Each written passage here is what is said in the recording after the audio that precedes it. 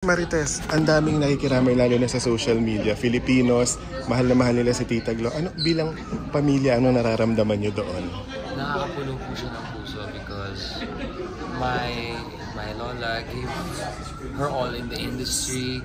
She did it to entertain everybody, and I'm sure she would be so happy to know that her fans are still out there loving her for even though she's passed on. And not only maybe her fans, but maybe people that were close to her behind the scene that really knows her. Kasi when they come here, they say that my mom has always been proper, very kind, a good-hearted lady, and all that. So, I think everybody loves my mom. Yes. Yeah. Marites, thank you, maraming salamat for pahabol. May old picture lumabas, Sampaguita Days, Gloria, Susan Amalia, and Paraluman. Lahat daw sila nasa heaven na ngayon, ang mga movie queens. Oo, nandun na. Pati si Ninong Dolphy, yes, nandun na. FPJ. Yeah, si The King, you know, they're all there. So, big scene, ang laki ng casting. Yes. Diba? Star-studded. Star-studded. Yes. So, they're all happy there now. With the director, Jesus Christ. Yes. The best director. Yes. Last na lang po, happiest memory na dadali nyo from TV? Alam ko marami, pero ano yung i-keep nyo talaga na ano? As you said, marami. Opo. I cannot really enumerate kasi tatagal tayo.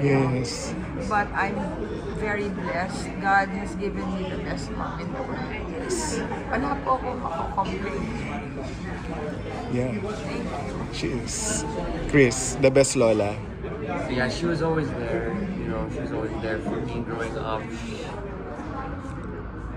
It's going to be weird to not have her around, to not hear her voice. A lot of me is her. So, I mean, every time I think of anything, I always think about what my lola would think about that. I see the world, I try to see the world the way that she saw it. Okay. What? At saka my mom was the yaya of Chris as soon as I gave birth in the States. Second ang humawa. After me, my mom na. Siya nag-alaga sa kanya because she left palibasa. And ganon sila ka-close kasi siya nag-alaga. Spoiled ka ba? Super spoiled. Pero napalo ka rin? Never? Not from Lola. And she didn't have to do that. She's like, you know, like having her around. You listen to her because she cares and she's there. And she just gives everything. She gives everything. She always gives everything of who she is. So